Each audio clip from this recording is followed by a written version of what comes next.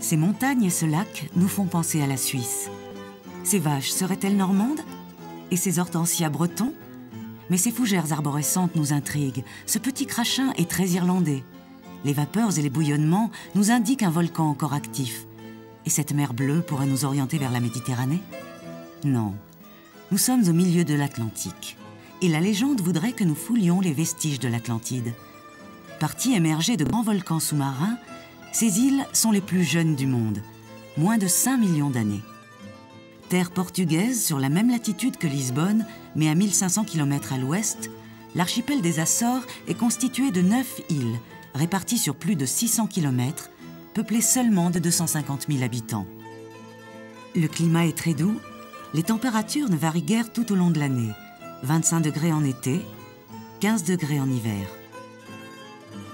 L'archipel fut baptisé Açores, car l'un des rares animaux présents au moment de sa découverte était un oiseau de proie, l'autour, en portugais Açores.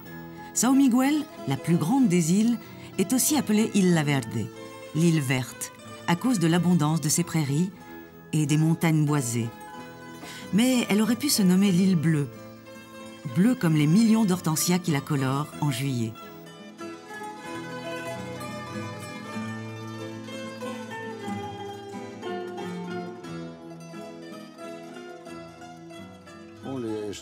L'histoire des Açores commence en 1446 avec l'arrivée des premiers Portugais aux Açores qui ont commencé par cultiver les îles.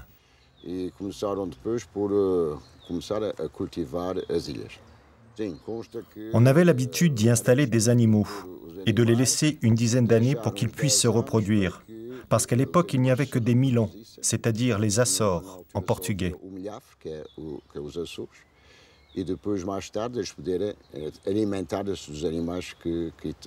La première culture importante des Açores au XVIe siècle fut celle du blé, qui était ensuite exporté vers les fortifications portugaises en Afrique du Nord.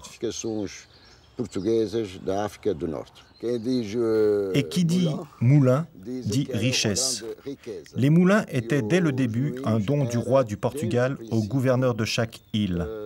Il en avait le monopole et détenait tous les droits. Il était le propriétaire de tous les moulins, qu'ils soient à eau ou à vent.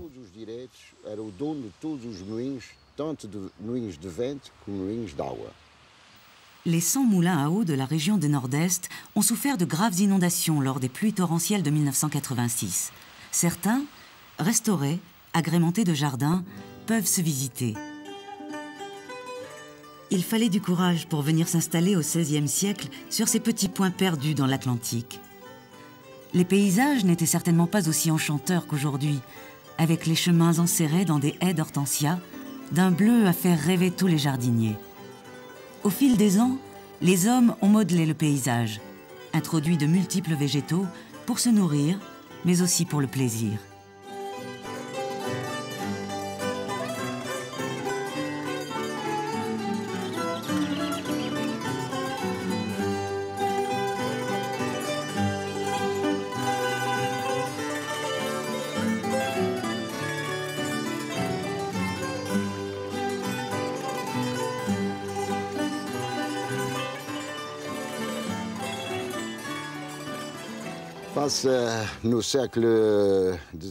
Au XVIIe siècle commence la grande aventure des Espagnols dans le Nouveau Monde et aussi l'arrivée des caravelles portugaises en Orient.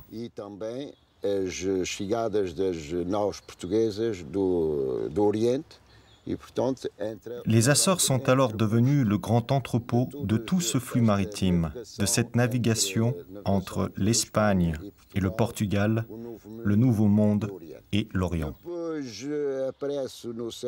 Ensuite, au XIXe, dans les années 1800, c'est au tour de l'orange de connaître un succès extraordinaire.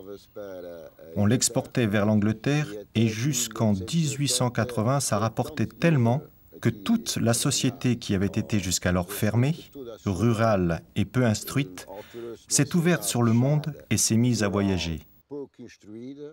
On dit même que lors des grands bals locaux, nous étions à la dernière mode parisienne.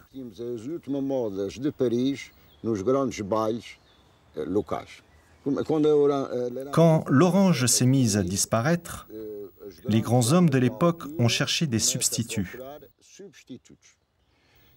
Ce fut tout d'abord le tour de l'ananas, puis de la chicorée, du tabac, de la patate douce pour l'alcool.